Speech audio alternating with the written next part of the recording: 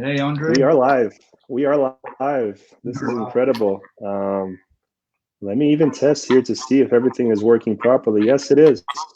We are live in the World Wide Web. Um, people all over the world, except maybe North Korea and other places, they are tuning in. We are excited for Rico Flores here. Gonna take some time for other people to show their faces and start watching our live stream here, but. Well, very excited.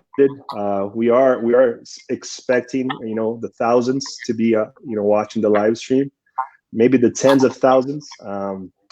So hopefully this traffic will not cause any issues with the Facebook company. Um, but we're glad that you're tuning in right now. I have no idea who it is, but I can find out. Um, who is tuning in.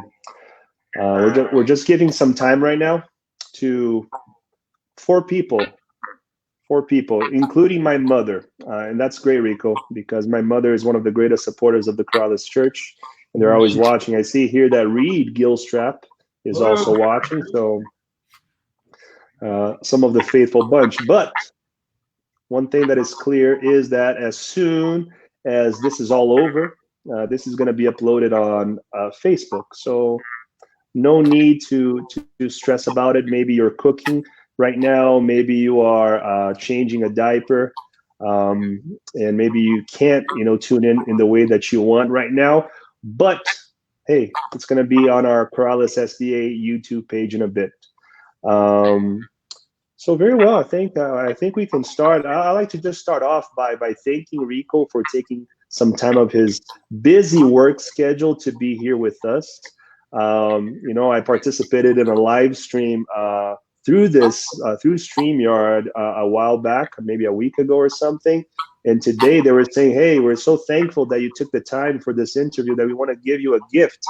So I haven't thought about that. Maybe I should be giving you a gift after the interview as well, Rico. I felt that pressure. But very well. So Rico, I'd like to start off just by having you tell us who you are, your name, your height, your weight, and anything that is relevant, to our viewers out there.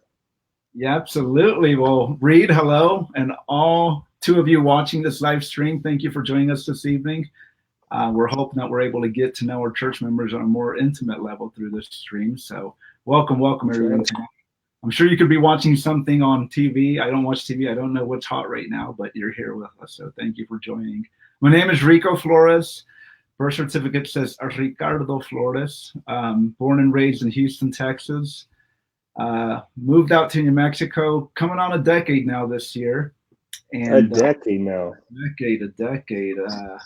5'11", 183 pounds right now. And I think that's the only, I don't know if you have any more. That's only relevant information that you want to share. Now, Rico, what do you do for work and who do you work for? Absolutely. Well, I work for one of our elders, Paul Chavez. Paul Chavez is president and CEO of Valley Fence Company, and I'm his commercial manager, amongst other things. But my primary role is to manage his commercial division and the commercial work that Valley Fence does throughout the state of New Mexico, Arizona, and Texas. Now, how is it to work for your father-in-law for so many years? Do you feel like a Jacob from time to time? When I see my brother-in-law Tyler walking around, I think, man, how many more years of marriage to Tyler do I need to put in at Valley Fence so that I can, truly be married to Ashley? No, actually, I've got to admit, working for my father-in-law, every business book I've ever read, most YouTube videos I've ever watched, they say, hey, it's a bad idea to go into business with family. But I have to say, Paul and I get along very well. And the interesting thing is we don't always agree. We actually, don't agree on a lot of stuff many times, but we get along very well. Our relationship has actually gotten closer working together. Paul's not the kind of guy that like you work for him, you work with Paul, and I think that helps a lot. He's humble in the sense that he recognizes the expertise that his employees bring to the table, and he's very well aware of his shortcomings as well. So when he feels that someone's better suited to take something on, he gives that individual that space. So it's actually quite the pleasure to work for him. I don't say because he's my father-in-law. He's one of the best bosses I've ever had. Those are nice words, Rico. That may also help, you know. So those are some like during this pandemic, you know, a lot of people being laid off. You know, you just guaranteed yourself another year of work right there, just with those kind words. Now, for those who don't know, and I need to say that is that, see, Rico Flores has been the head elder of the Corrales SDA Church for almost a year now. And we're going to get to that point in a bit, Rico, about what led you all the way to this point of being the head elder. You know, how old are you again? Did you say your age? I'll be 38 here in a few days. So I'm 37 right now. So 37 years old, 37 years old. Now, Rico, obviously, lots of people right now, majority of all of us here, we're all in our homes and locked up, and some people are working, some people are not. But how has the whole coronavirus affected your family dynamics in your life, man? It's been interesting, you know. A lot of my friends from college, from Texas, you know, a lot of them are working from home. And in the group text that I'm in, we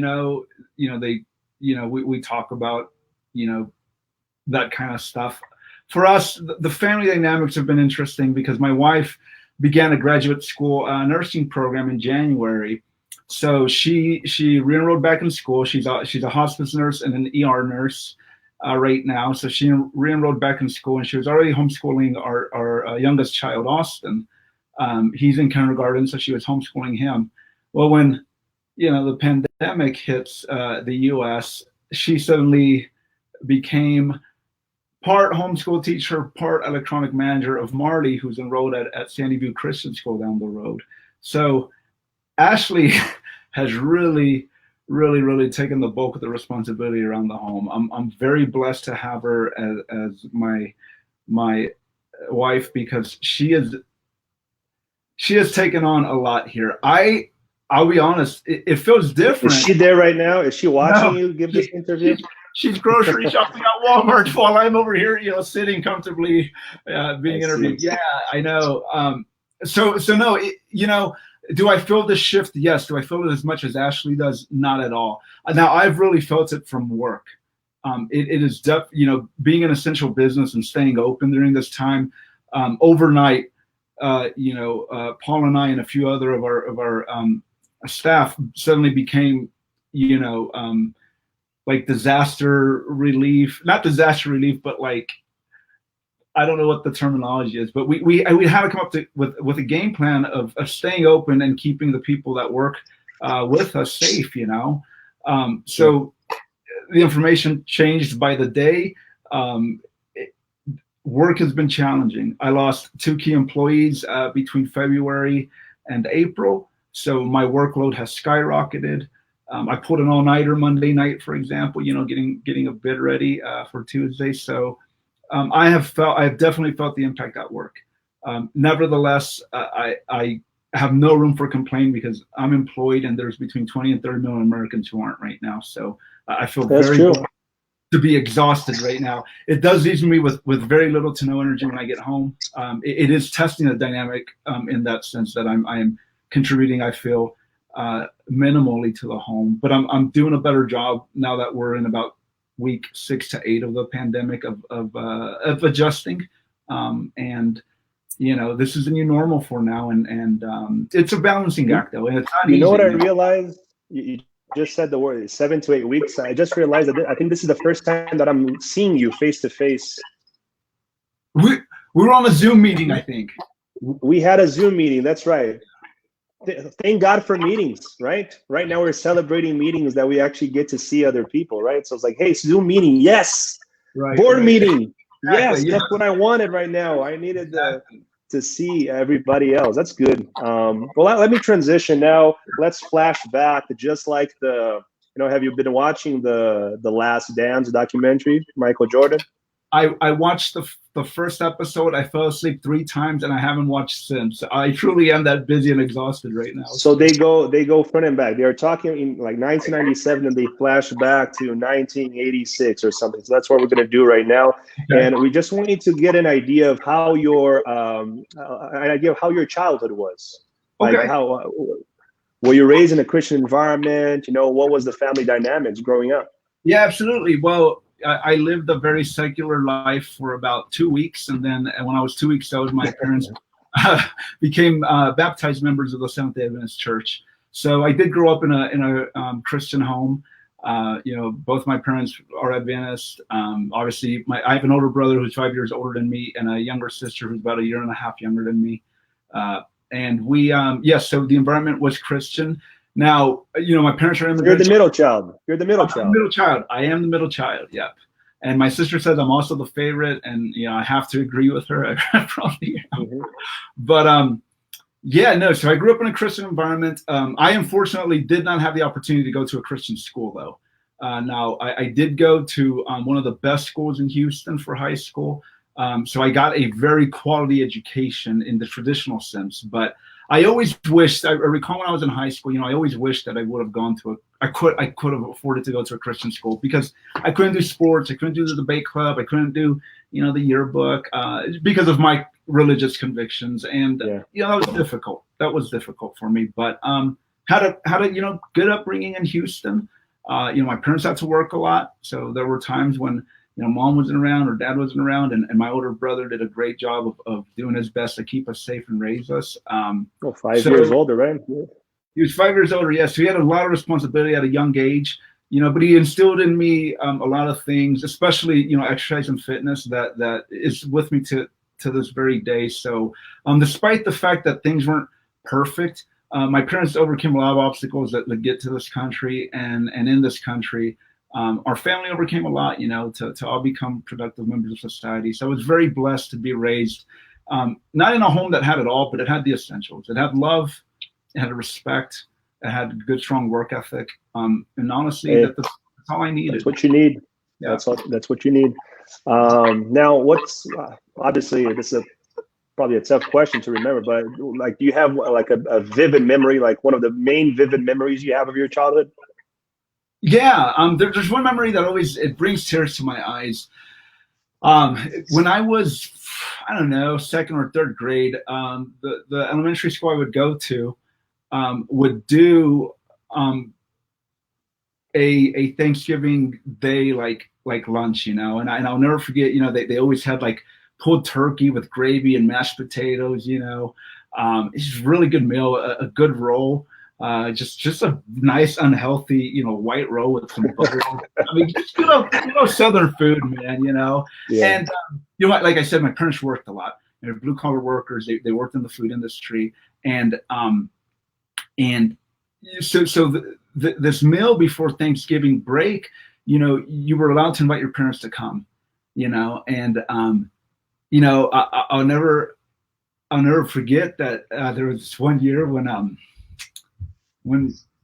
you know, somehow my mom figured out how to get out of work, and I'll never forget where I was sitting. I was sitting on the right side of the cafeteria towards the windows, and I'm sitting there, you know, about to start eating this wonderful meal, and my mom, you know, pulls up with her tray and sits down right in front of me, and man, to this day, like that memory just you know, my parents, you know, they just, you know, they worked a lot, you know, so so stuff like that I mean, make the time. Yeah, I mean, it brings tears to my eyes, but at the same time, I mean, it you know, my mom was present. She did her best to be present in our life, and there were, and you know, we understood that my parents couldn't be everywhere for everything. That's not the kind of flexibility they had in their jobs, but when they could, they always reminded us that we were the priority in their lives, you know.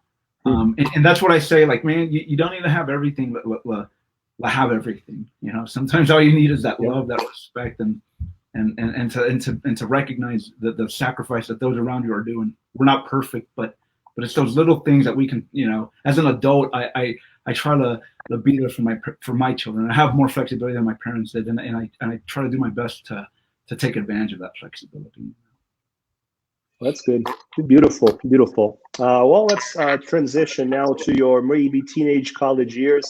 You mentioned a little bit already about your teenage years, but college, it's Texas A&M, right? That was graduate school. Yeah.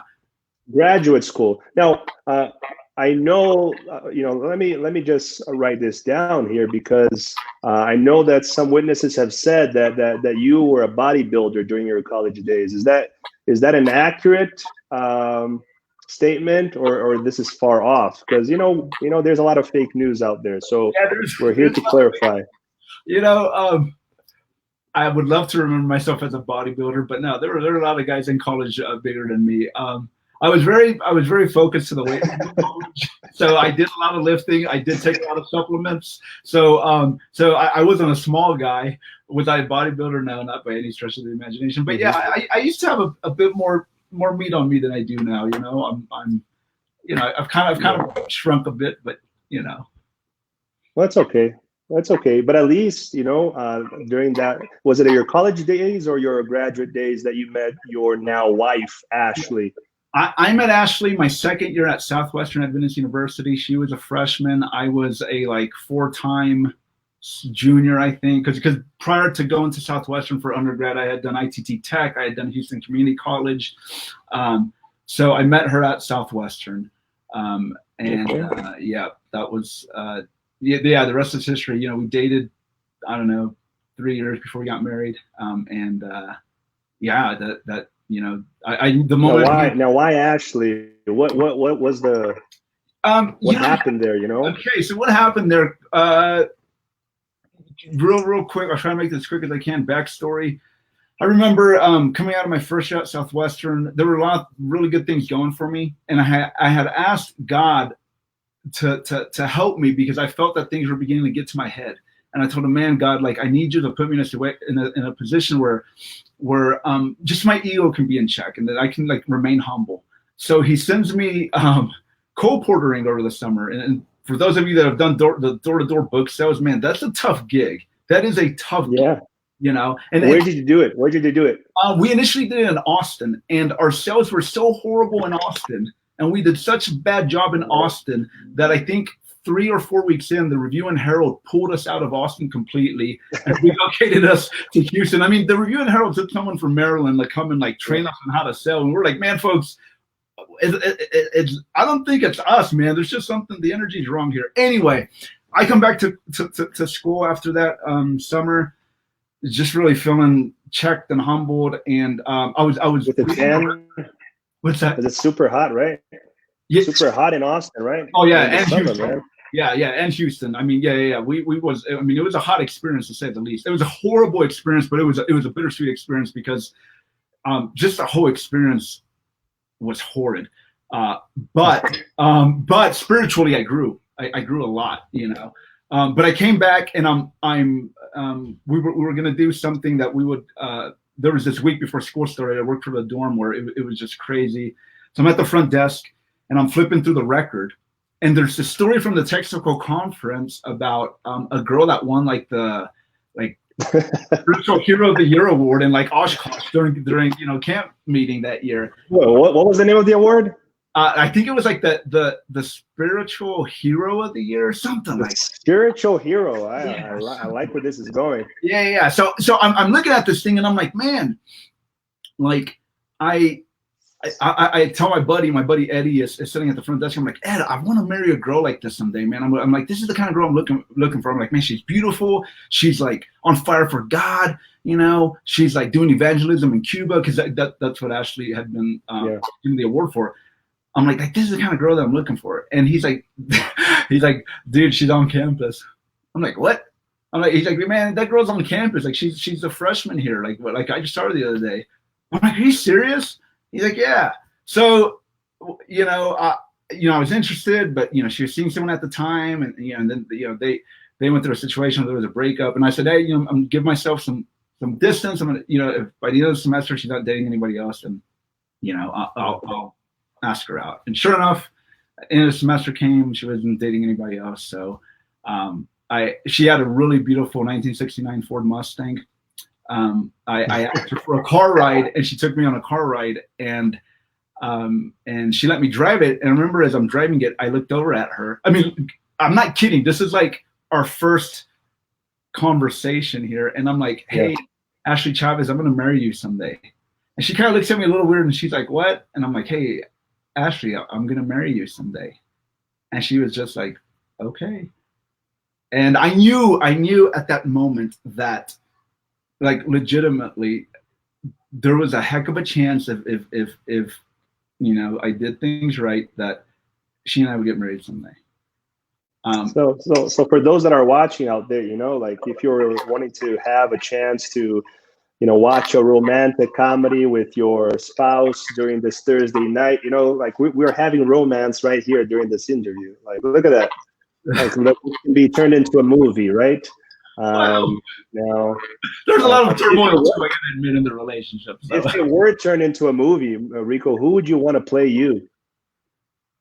Well, honestly, there's this guy at Crowd's church, great looking guy. His name's Rico. I'd probably choose him. No, you know, Matthew McConaughey. I'm a big Matthew McConaughey fan. Matthew McConaughey. A lot of people say I look like him. He's a good guy. This is my guy. He can make all the changes. He can make all the changes to look like you. Absolutely. Yeah, that guy can. That guy, he has potential to go far in life. Talented guy. Very good. I like it. So now you've been married for how long, Rico? I've been married since 2008, so we're going on 12 years this year. Okay, so 2 more years. You paid your debt like Jacob, and then you're free to do whatever. I'll move back to Texas, you know, live in my, you know, little beach house off of the coast of Galveston. When I met you, you still were like there was like 9 years, you know, that you had put in, and you know there was like 5 left, but now like just 2 more. No, I don't know. My math is wrong. It's okay. It's I think you're right. It's 14 years. It's 14 years, right? Yeah. So I'm 2 away. Oh yeah, that's right. I think that's right. My math is good. We have some comments here, but I'll leave the comments to the end, and obviously whoever watches it with the real comments, they can have the joy of watching this interview with all those that are watching online right now. Commenting, but so I just mentioned one. Actually, I don't know, because they could have been commenting different things. I'll just wait for the end, and there's some even things that people wrote. Are you aware of what people are writing, Rico? No, I'm looking at a StreamYard right now. It's the only thing I have up, so I can just see you in that. That's good. That's good. It's good to not be, you know, distracted with those who are watching. So very good. Now, I want to, you know, change the topic right now to more of the spiritual side of things. And, you know, how was your spiritual development, your understanding of, you know, the Bible, about God, about Jesus, and all those things? Because you said that, you know, you as soon as you were born, for 2 months, you had this heathen lifestyle, right?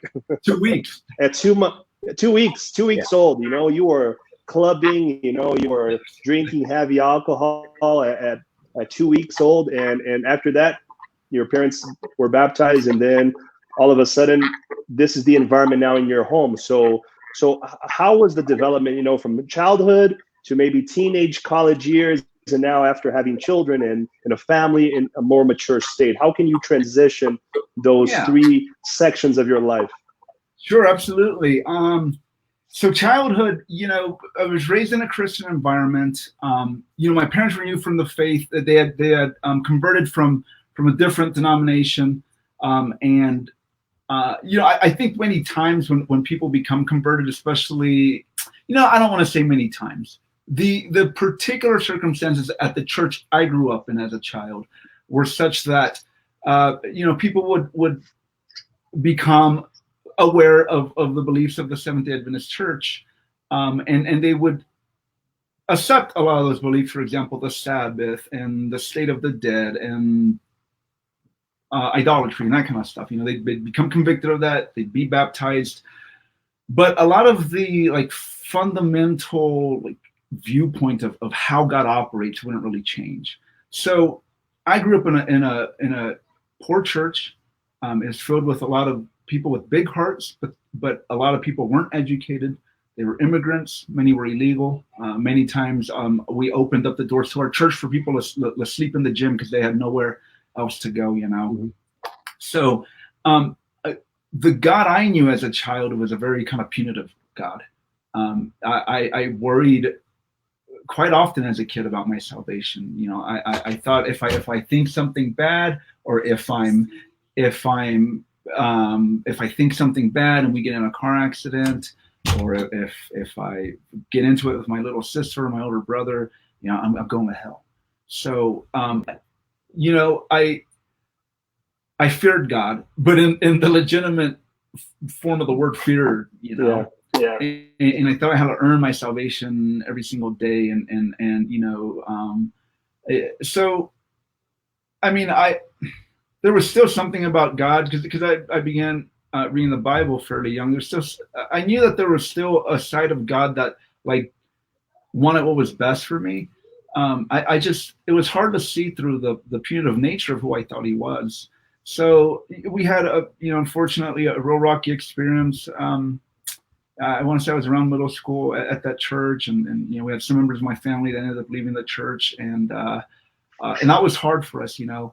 And my mom started going to an English-speaking church around the corner from the home, and that's where a gentleman by the name of Phil Boyer kind of began to teach me how to read the Bible.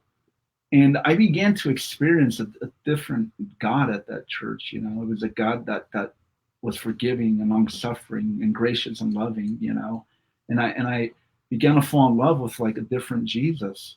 And I'm like, man, you know, I can get behind this God.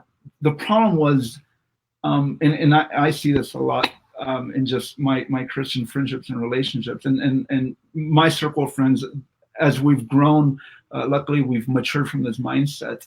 But God was loving and gracious and all this stuff, and for me, and thank you, Lord, for forgiving me, and thank you, Lord, that I don't have to worry about my salvation daily, and thank you for that, Lord. But the bestowing of that same grace and love and forgiveness towards those around us, like, didn't exist with me. It was a one-way road. It was God would give me all this, but then just a vertical. Exactly. But if someone crossed me, or if someone said something bad about me behind my back, or if blah, blah, blah, you know, I had no issues holding on to this hatred and this resentment and this lack of forgiveness, you know. So I went off to Southwestern, where I was exposed to more theological, you know, concepts about God, and, you know, the people from different faiths and denominations, and and then, you know, I moved to Oklahoma after that. Then I did grad school after that as a married man, and then I moved out here, and out here I got to meet a lot of people from California at the Corrales Church, and for some odd reason, like in my head, you know, growing up where I grew up, and kind of living in the Bible Belt, and it's not, people of the Bible Belt aren't bad. It's just the certain people that I associate with had biases against the liberal state of Californians, you know. Yeah. So shock. Yeah, so I had this like preconceived notion of like what people of California spiritually may be like, you know. And when I got to the Corrales Church, you know, I got to know people like Roy and Eva and Nate and Cherry Blue, and Annika, you know, and Tim, and even folks that weren't from California but had kind of a different viewpoint about God, like Corey Campbell. All those people really, really, really helped shape this next level tier of who God is. And that's when I was able to break through the, you know, this where God is bestowing all this stuff upon me. And I began to ponder the question, how do I bestow this that God is giving to me to the world around me? And that to me has been the most challenging yet most rewarding part of my spiritual development, is recognizing that I have to forgive. I don't know that I was raised to be resentful. I saw a lot of resentment in the environment around me as a child. So it was second nature for me to be resentful if someone ever crossed me, or my family or my friends, you know. But living out here and really having to come to, you know, when I first moved out here, I was unemployed. It was during the Great Recession. My graduate degree is in real estate development. So obviously I wasn't gonna have a job. Real estate had caused this, this mess. So I had a lot of time to sit back and do some self-searching, and then God brought some good people into my world, to really kind of challenge my ideas of who God was, Oh, and to give my wife credit, Ashley's been challenging my idea of who God is since day one. Okay, so she is a spiritual hero. No. There you go. So yeah. So where I'm at right now is I am completely convinced of this, that the way to reach the world is through love. But I don't know that and I'm not pretending that I do. I don't know that we fully understand love. And I think it's important to read the chapter in the Bible of what love is. And really begin to understand, like, love isn't just like this feeling of emotion, of bliss, of lot. Love requires a lot of self-sacrifice. Love requires a lot of long suffering. Love requires a lot of pain, is what I've learned. To love is almost to hurt and to suffer. And when the world around us sees that, regardless of what it does to us, we're still willing to be there for them through thick and through thin. I think that's when the world begins to ask, hey man, like, tell me a little bit more about this thing you worship. Why? I mean, I just threw you under the bus in front of our boss. Why are you asking me how my child is in school the next day? You know what I mean? So that's where I'm at right now. I'm beautiful, man. Yeah. So anyway, I like it. And you touched a little bit on. By the way, there's a little echo there coming from me. I'm hearing myself through the audio there. I don't know if you have to turn down your volume a little bit. Maybe so. Let me give that a shot. Will you let me know if that's better? Yeah, sure. It's okay if we have a tiny echo, but obviously I know that Paul was involved in the Corrales Church, and I think the connection with obviously having Ashley as your wife, was that kind of the connection, obviously, to bring you to the Corrales Church? Yes and no. Again, going back to my spiritual development, when I first moved out here, I was real jaded, my in-laws or nothing like that forced me to move out here. It was just like, I lived in a small college town. I don't have a job. My wife is a nurse. Well, let's go move, closer to where her home is and just write out the recession and see what happens next. So when I first moved out here, again, I had these very strict boundaries about mixing family and business and family and church. And, I'm kind of very boundary oriented. So I told my wife, hey, like, I can't go to the same church that your parents go to. Like, that's like a horrible idea. Like that's a real bad idea. No, not all my family is back in Mexico, with the exception of my parents and my siblings. So I didn't grow up close to family. So it was easy for me to keep that boundary, and I never wanted to become crossed with my in-laws or with any member of all of Ashley's families out here. So no, if anything, it was, a deterrent for me to attend the Corrales Church. So we attended a bunch of other churches when we first moved out here. Like, I wanted to visit different churches. I wanted to just kind of see where my fit was. Looking around for the best fit. Yeah, I was looking around for the best fit, and then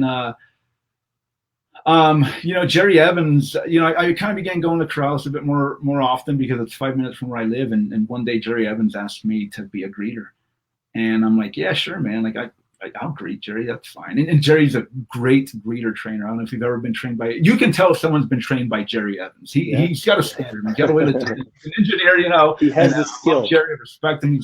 He's one of the heroes of our church, And so I got him, got involved that way. And then Willie Amaya saw me picking up. He saw me doing some footwork at the Corrales Park one day, and then saw me picking up litter afterwards, and literally Willie goes to, like, I always say Willie took me off the street. He came and he's like, man, what's that footwork stuff you're doing? And I explained to him what it is and why, and then he's like, hey, do you want to come help me coach at SVCS? And I'm like, yeah, sure, but I'm partly employed right now, man. I have time. And Jerry and Willie were very big. I don't know if they know that or not. If they don't, thank you guys, but they were both very influential in getting me involved, both with the church and the school. The importance, right, of asking, just asking, things, and from that, I know that you took other responsibilities. 5.5 years ago, when I came for my interview, you were there sitting down, evaluating with your notepad, my answers, and then you were always very much involved with the young adults, and now you're one of our main leaders, as a head elder. What have you learned in this journey, from greeter to head elder? What is the main thing maybe that you learned in this process? So I learned that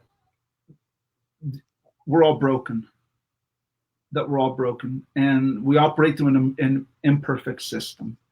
But thus far, it's the best that we have, and that we have to be long-suffering and loving and patient and gracious with each other, because we come from various backgrounds. We're all trying to achieve the same goal, but we're all at different journeys in our development. In any other organization, you see it in professional sports with rookies and veteran players. You see it in business organizations. You see it just across the board. Whenever you have that array of diversity, there's going to be issues, So I've learned to just, whenever things happen that maybe I don't agree with, or maybe I'm frustrated and annoyed with, I've learned to just look up and say, man, I don't want you to have to remind me of how long suffering you've been with me. So help me to be gracious and loving and just long suffering. So that's the one thing I've learned. The other thing is that it's been a very hard. What's that? No, it's great. I love it. Yeah. So the other thing I've learned is it's a humbling process, because you're going to make mistakes throughout your development. I have made horrible mistakes as a head elder. I've made horrible mistakes as a greeter. I've made horrible mistakes as a young adult leader. I've made horrible mistakes feeding the homeless. I'm mistake ridden, But the other thing I've learned, though, is that, so it's not only humbling, but I've learned that you get better at whatever God calls you to do if you continue serving. Serving is the ticket to getting better, in my opinion, in your spiritual walk. I mean, again, obviously the fundamentals, the prayer, the Bible reading, those have to be there. But involvement for sure. Yeah. I think that's where you develop the desire for service, obviously, but exactly. Where you find some sort of purpose. Right. There what? Yeah, go ahead. Just a quick side story. Christian Tarbucks, one of our young members at our church. He's wanting to go off to college and become a minister. And he, even to this day, he's very adamantly praying about, Lord, is that, the direction that you want me to go? He came up to me last summer and he told me, hey, he's like, hey man, I'm interested in being a minister. Like, what advice do you have for me? And I told him, if you really want to go into the ministry, I told him, get involved in every facet of this church. I go, because you for one, you have to be about service if you're gonna be just a fisher of men. And I said, secondly, you need to understand the lay member. You need to understand what you're asking of the person that worked 50 hours that week and has, kids and has a spouse and has a home and whose finances are tight, and might be considering a second job. You have to understand where they come from. You can't just become discouraged when they say, hey, sorry, I can't teach Sabbath school for you.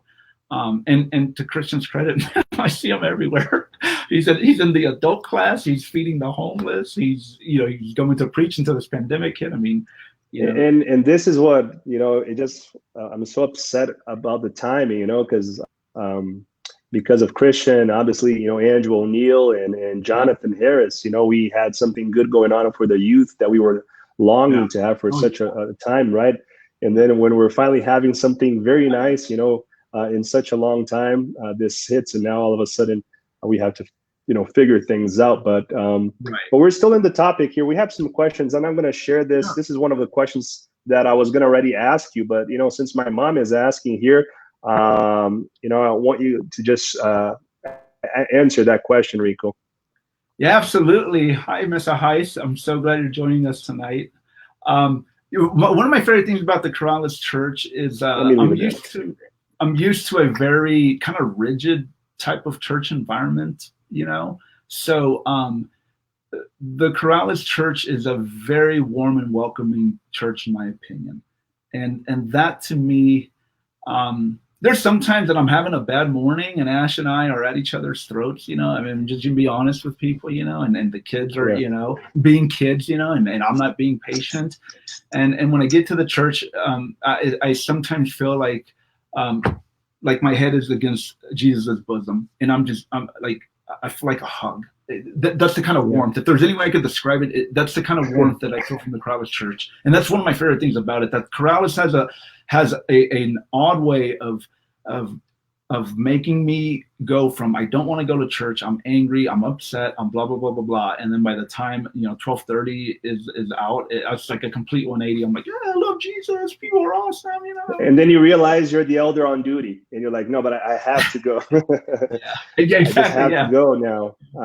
I hate Andre. No, I'm kidding. There's another one, because I was going to touch on this as well, because you're talking about growth and spiritual challenges and everything else. So I was going to ask, what has been like the biggest challenges in your spiritual journey, and also like challenges when it comes to faith. We have Elizabeth here that kind of had something connected to that, which is, what is your hardest spiritual battle that's shareable? Yeah, Elizabeth, thanks for joining tonight. That's a hard one.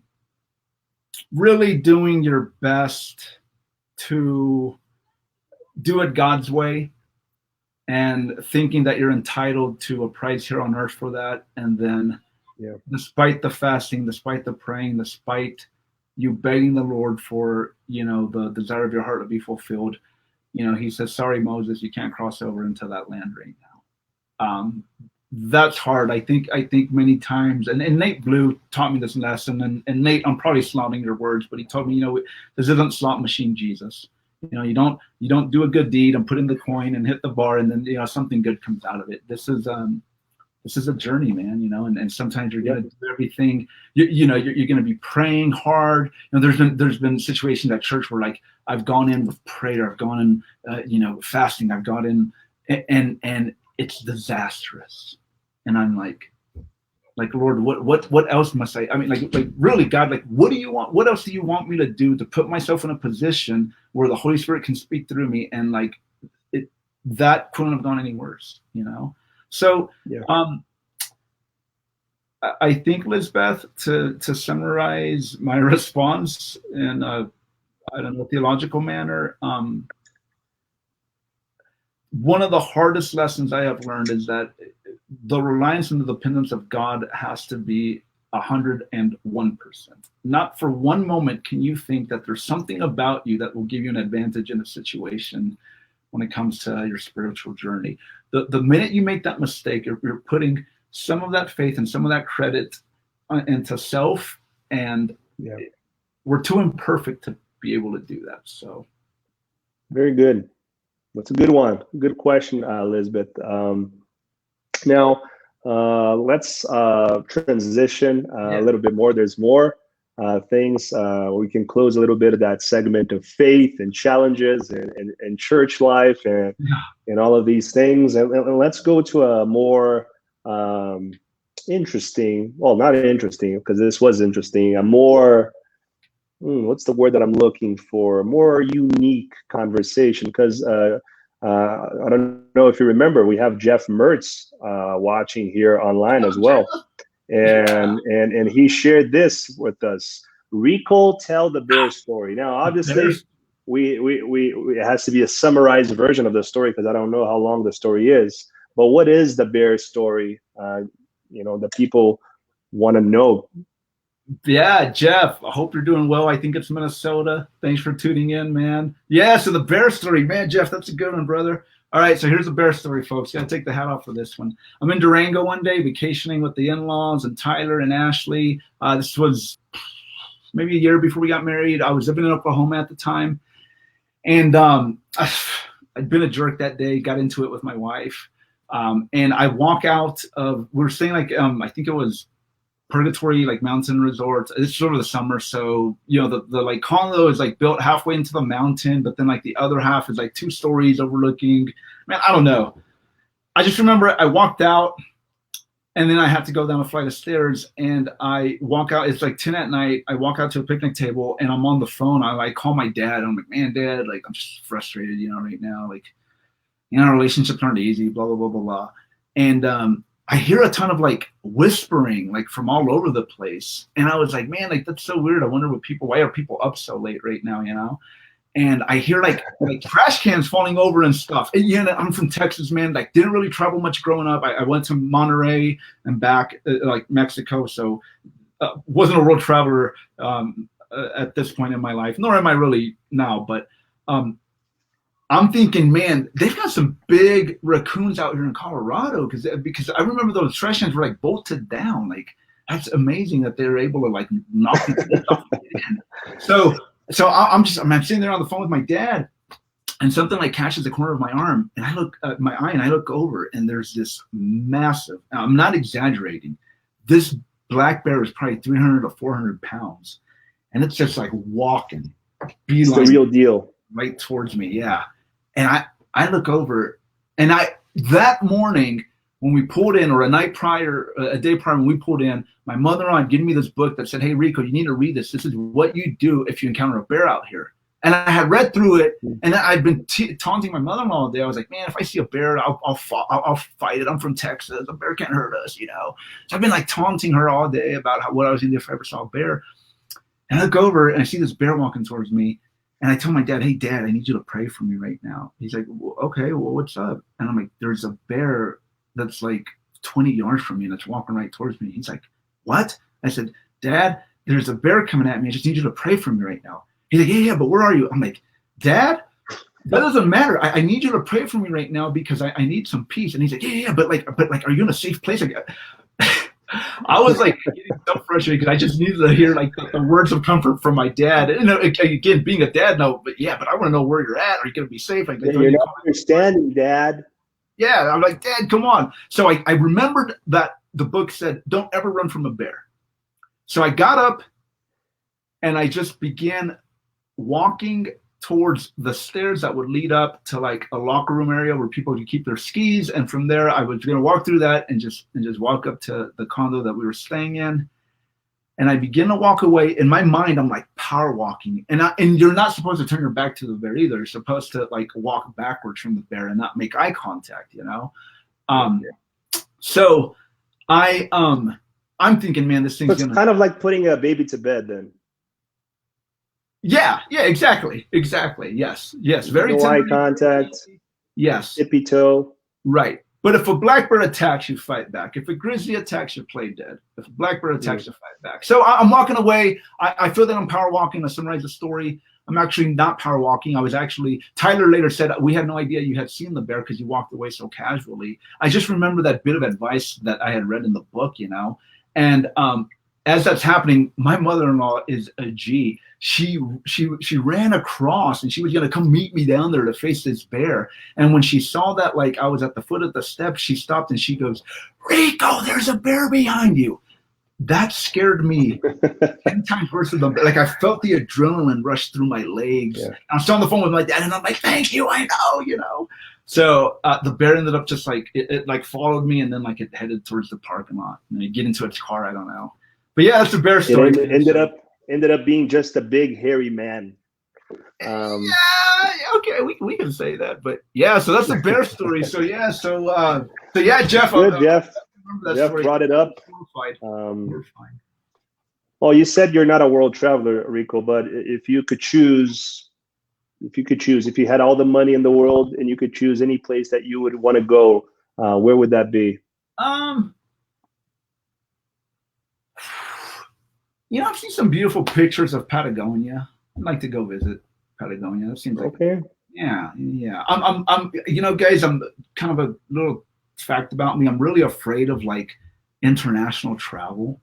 So like I've never been outside of like, I think the furthest south I've ever gone is Costa Rica, and then like I've never been to Europe or Asia, or I've been to Hawaii. That's obviously not international travel, but like, so I'm not big on like wanting to backpack Europe or like wanting to visit Japan. I'm sure those are great countries. Without the coronavirus, I'm sure those are great countries. But yeah, I have like no desire to really travel across the globe. Not yet, at least. It's getting there.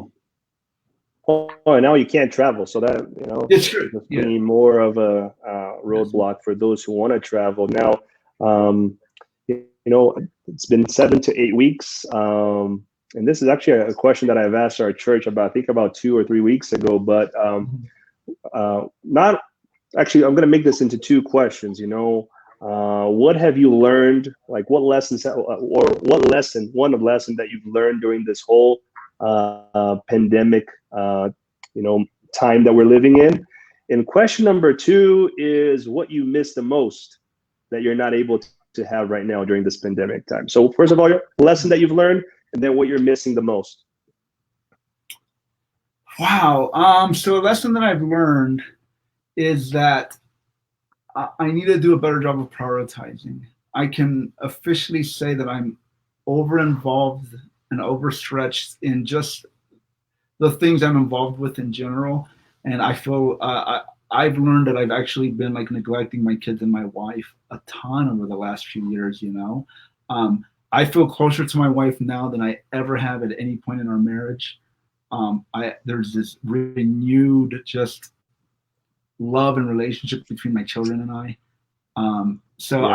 I don't think that's really what you were asking, but what I've learned is that I need to just do a better job of prioritizing what I do that's outside of work and outside of the home, and for how long that I do it. And I need to do a better job of saying no. It's not out of willingness. It's out of being a more responsible adult and saying, hey, you need to allocate your time proportionately and take care of what God has bestowed upon you. What do I miss the most? Obviously miss my home church, because church is a big part of me. It's always been a big part of me. So for me, like as an adult, the components have always been either work or school or both at the same time. My home life, and church. So I feel like one of the big three is missing. So I actually I miss church. I miss church a lot.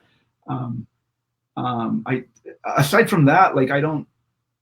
I love being at home. I'm kind of a homebody. I love being at home in the outdoors. I miss being able to like hike and stuff, because there's a lot of stuff that's closed down now. We live a mile and a half from the Bosque. I've been doing a lot of trail running in the Bosque. That's been great for me, but I miss being able to go camping in my church family. Outside of that, guys, I'm a low key guy. I'm not eating. It's all good.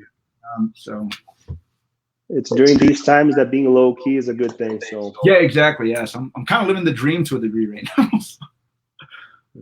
Well, very good. Well, Rico, I'm hearing myself again. Oh. I'm very loud. And I don't know if it's just me or if those that are watching online are also hearing an echo. Now, they are. I'm so sorry. Can you still hear me though? I can hear you. Can you? Is this better? Much better. Okay, it's my volume. Then sorry about that. Well, Rico, obviously our time is running out here, and you can also go back and watch and see what people are writing. We had many of people that you've mentioned here. Ava and Roy Tabingo. They were they made some comments here that you mentioned, and we have other friends that you know very well that are watching as well here. And you can go and see who is, and many others are going to be watching in the future here, because the link is going to be available for YouTube as well. But what is the final message that you want to leave out to those who spent some time watching this interview this evening? What do you want to leave people off with? Well, for one, I want to thank them for their time. I really thought we were going to get one or two viewers. So first and foremost, there's a million better things you could be doing at 7 on a Thursday. Thanks for tuning in to this idea that Pastor had. But Rico, you're at the top of the list. People want to know about you, man. Don't sell yourself short like that. I'm kind of a boring, older guy now these days. But I think the biggest lesson I want to, or something I want people to kind of remember, is I was talking to Linda the other day from church. Linda and I were talking on the phone about she's been planning the Easter program and all that, and we were unable to do that. And as we're talking, as we're about to get off the phone, she says, "You know what? Like when all this is over, like we should have a big old party, like we should just plan like a big party at church, And I think, from what I'm reading, I think the way church is gonna come back is like it's gonna like gradually be phased in with a lot of like real safe social distancing measures and all that stuff. So, but when Linda said that, I began to think like this time has really given me a unique perspective as to like what heaven is probably going to be like, in the sense of like, as we grow, as we age, we lose people that we love every day, you know. And one day though, it's just going to be like pop, like A a big party. It's gonna be a big big party. party. Yeah, like so. Right. So one thing I want people to I really want people to like feel this right now. Understand, feel what it. I mean, I'm not asking you to suffer, but really be cognizant of what it feels like right now to be far away from each other. You know, it feels Yep. a lot like loss. You know, um, and we need to have this desire to have as many of us around each other that one glorious day. You know, so when all this ends, you know, I want the focus to be on, yeah, you know, how can we, what can we do in our day-to-day lives to continue to spread the gospel? So like Linda said, when that glorious fateful day comes, it's just one big party. You know, like I long for Linda's idea. I know Linda's idea won't take place the way I envisioned it, but man, I want people to long for other people in that manner. You know, Well, maybe not as soon as it opens, as soon as the restrictions drop, but eventually, as soon oh, as yeah, we are at full force, we can have, exactly. like Nah, a moment like that to celebrate, exactly. closeness, Yes, social closeness instead of social exactly. I mean, distancing I and want everything else. campfires, fireworks, water balloon fight. I mean, I want to be a party. So, Yeah, Linda, thank you for the that's tip. good. Yeah. Well, I'm thankful for you, Rico. I think this was great chatting with you. We already chat so much, and it has been very good to have you as our head elder. I've shared this already with you. To me, it's just like when we're talking, when we're having meetings, and when we're planning. It doesn't feel that way. It just feels as if I'm talking to a friend, and I think that's one of the great qualities that you have. The contributions that you give, and you're a servant, and I like that spirit about you. Thankful for you, thankful for your family, your beautiful family, and that goes beyond only your household, but extends, to your in-laws and all those connected in the Chavez family. But also thankful for those that are watching. I think we have plenty of people, a good number of people watching us, and the idea to have this interview was in a way to bring us closer together. Have you ever been in a conversation where you're just watching people have a conversation? and this is kind of a little bit what it is. People are watching conversation, but you get to ask questions or you make comments. Sometimes I'm able to include them or not. But I think this is a way to for those who don't know you, they get to know you. For those who Yeah. already know you, I think it's just a reminder of the turning points of your life. And I don't want to make a big commitment of having like every Thursday at 7 or every Tuesday or something. I don't want to do that because my life here is also very hectic, unable to have some sort of consistency in several things with the whole pandemic and all. But we're going to always be announcing maybe within the day or day before or something like that, and let people know about what we're doing.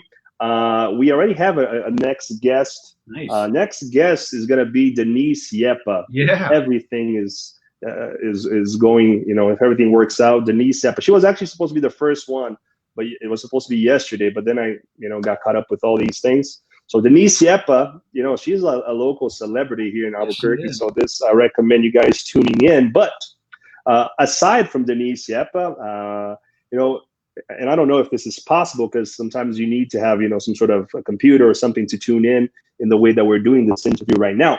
But if you could choose a member of our church to be part of this interview so that people could know their story, who would that be? I'm just curious. Not once again, before Rico says who it is, I can't guarantee anything, okay? I have to talk to our sponsors. I have to, evaluate several things. But Rico, who would that person be? A member of our church that I just who comes to mind? Who would you want to be interviewed? Hey, this is not a tough question. It can go by instinct. There's a lot, but I'm really fond of Marvin Patterson. Marvin Patterson. Yeah, Marvin. He good just name. Yeah, everyone, I don't know what people's impressions of Marvin is, but like I can't sit next to Marvin in meetings because he has me just rolling the whole meeting. Yeah. So I There's a think lot there. There's a lot to Marvin cover there. Patterson or Larry Camp, either one of those two, they have this hidden humor that like, man, like I want to see those guys get asked impromptu questions. I really do. So Marvin Patterson or Larry, either one I'll of them. make a note of that. I'll make a note of that. And if they're watching, hey, be prepared. Yeah. Because this is a trial. What we're doing here, this is just a trial. I'm gonna come prepared with, with all these things. But very good. We just passed 1 hour, and I know that you're taking care of your kids there, and I'm glad that they didn't do anything crazy during the interview. I'm glad my kid didn't barge in as well here in my office, but I'm glad that everything went smooth. Yeah. Internet-wise, this worked very well. So, Rico, once again, thank you so much. Thank you for the viewers. Hopefully this was fun for you, and we'll be announcing soon the next What's Your Story with Denise Yapa, hopefully. We're going to just set up a time, a date, and we're going to continue doing this because obviously it's fun to know people's stories, and this will bring us closer together. And as I wrote in the post, it will make us more empathetic towards one another. So Rico, God bless you, and keep up the good work, my friend. May God continue to give you the strength to overcome, okay? Thank you. Thank you, church family. Everyone have a great night. Blessings to all of you guys. May God bless. Bye-bye.